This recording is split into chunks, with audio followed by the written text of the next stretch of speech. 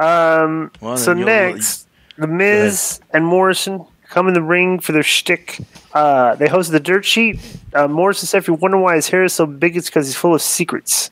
Miz mocked Bad Bunny for failing to win MTV Video Music Award last year, and Miz rambled on with his usual shtick and then set up the airing of their new video. Morrison claimed the video was filmed in San Juan, Puerto Rico. It's like Konnan's roots. Right. Miz said they are loved there. The video featured Miz and Morrison dancing in white suits on the Raw stage with clips of fans reacting to other things. They danced in white bunny outfits as the video continued. Afterwards, Miz said he was going to practice for when the video wins an award, but he was interrupted by Damian Priest and Bad Bunny. Priest said they enjoyed the video. Bunny said it was entertaining. Priest said Miz won't be laughing when Bunny handles him at WrestleMania. Bunny spoke in Spanish. Miz asked what he said. Priest translated Bunny as saying that he'll make Miz his bitch. The Miz and Morrison went to ringside, and Priest let Miz pass, and then Bunny punched him and knocked him down. This actually looked like a really good punch. Priest and Bunny entered the ring. Morris held Miz back from entering the ring. Bunny tossed chairs out of the ring and shoved the Miz and Morrison poster over and threw it at him. What did you think of this? I'm just thinking that if they actually told Bad Bunny, who's probably around 25 years old, to call him a coward, he probably said, F that. Right. What did he? I'd like to hear Jason's comments on this. What did he think of this? He doesn't have any comments on this. Okay. Did you see this? Yeah, I saw it. What did you think of it? I mean, silliness combined, and like Bad Bunny threw a good punch, but like physically, his physical stature doesn't look like he can compete with Miz. Right. That's kind of weird. Interested in seeing the WrestleMania match? I am. I'd like to see what Miz pulls out of this. How about you, Joe? Did you see this? No, I just saw him punch him. I didn't see the whole... Yeah. I'm interested in stuff like this when there's challenges made to other professional wrestlers in the path they take to try to figure out what they're going to do with people like this. Did you guys hear about... I find stuff like that. And that's why I've always done the stuff where I think the thing with Scarlett at Impact. And so, I do the outside the boxing just to see how... Like if there's a blueprint to be done, how you're going to do these matches. Like I want to be the guy that sets the blueprint.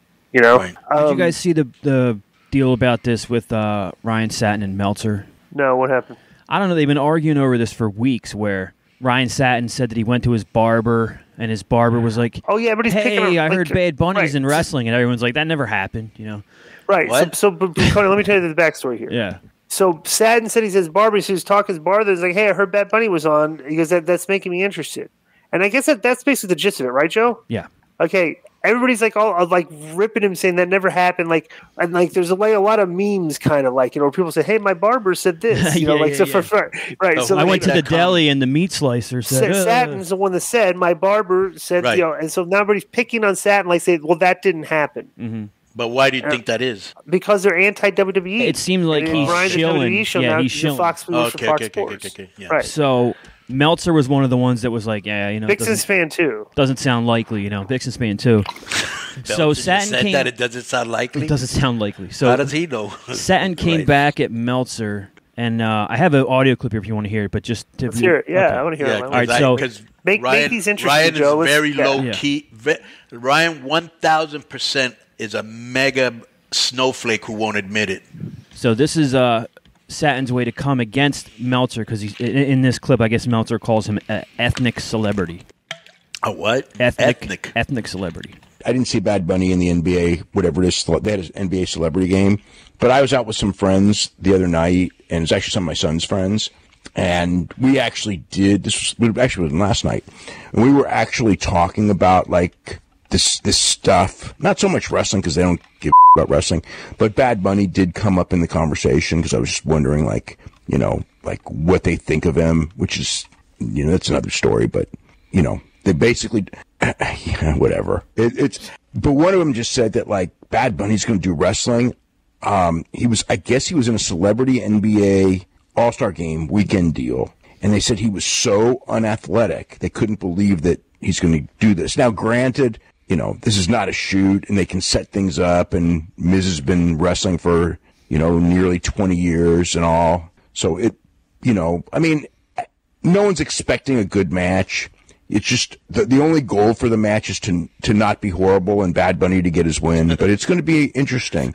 The Bad Bunny reaction is going to be interesting too, because like he's a celebrity, but he's a celebrity. He's I mean, he's a celebrity to an audience, and a giant celebrity to that audience, but most people don't know who he is. Or some people might have seen him on the Grammys or whatever, but it's a different, he's an ethnic celebrity. He's a giant ethnic celebrity, but a lot of the people at WrestleMania are not of that ethnicity. So, it's not let me stop that right there. So this is what I do think. This is where I do think he's absolutely wrong. He's not just an ethnic celebrity, because you have to remember, and this is big, bro. He is the first artist in history to put an album out in Spanish, all in Spanish, and it went to #1. And it ain't just Latinos listening to it. Wait, number one here? Yes, in the United States. Bro, I'm telling you, they're playing his music in your club. Ask the girls, hey, anytime they play Bad Bunny, let me know.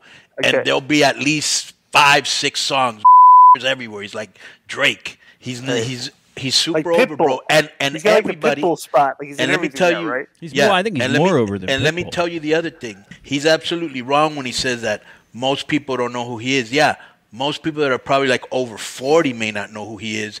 Everybody else knows who that guy is. Yeah, him saying that nobody knows who he is. The guy's got how many Twitter followers? Right.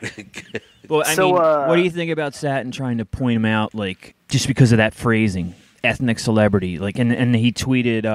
Well, he's absolutely wrong. I wonder. Play this snowflake racial shit. No, he said. I didn't want to get into that. He said, "I wonder which Latino dude he'll discredit next that he doesn't like." So he wants to shine that light on it. Like whatever. Dave's kind of like when he's talking like that. He's kind of like the get off my lawn older guy now. Sure. He's how old is Dave? He's like 60, right? Dude, yeah. I don't think people. How's he going to like? How is I didn't even know this. The impact of Bad Bunny on their show. This is kind of funny. I didn't know this, and I forgot to ask Arezzi about this. But when I was reading this book by Arezzi, he actually says that I guess Vince's heat with these guys go way longer than WWE, because in the book it says that when he was doing this, when I guess Arezzi had like a newsletter or something like that. Yeah. Mm-hmm.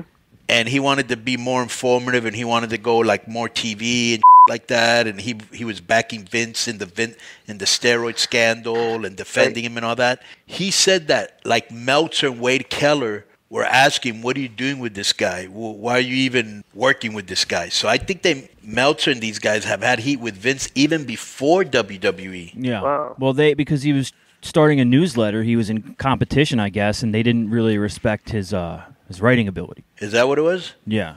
And the fact that he was coming from a different direction. Those guys were the ones that were hypercritical and investigative, and Vince kind of wanted to shine a better light on WWE and be in with them and get the interviews, like be able to interview them. Like he kind of wanted to be affiliated or more with them, and that's how it ended up working out. This was kind of funny because he said that when he was writing the newsletter, Disco, you'll be able to.